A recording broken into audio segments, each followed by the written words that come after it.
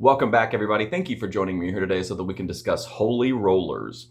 So this is a documentary about a group of people who have pretty much leveraged everything on the game of blackjack. They've taken out home equity loans, cashed out their 401ks, IRAs, taken out personal loans because they think they can really win big. And that's because they've mastered the ability of counting cards. They've got a group, of people together that go into different casinos. They have a whole system worked out.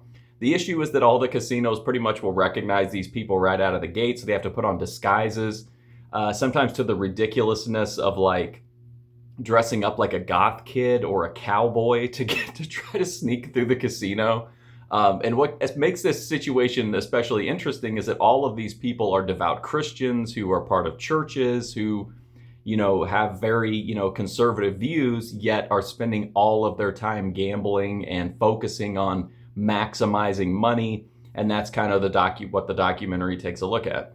So Holy Roller starts out as a really in a weird vibe where it's just like them talking about how great their system is, and it almost feels like an MLM scam video or like an infomercial at first, but it slowly starts to get where it needs to be in telling the more personal stories involved.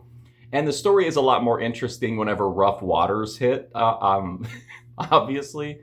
But it's an interesting documentary. The issue for me is that the story itself maybe is a stretch to fill an hour and a half. This might have been like a really great hour long, documentary or something, but it just feels a little stretched thin, especially toward the beginning. There's just a lot of unnecessary repetition and just people bragging, which I guess they want them to brag so that when the rough waters hit, there'll be more tension or whatever.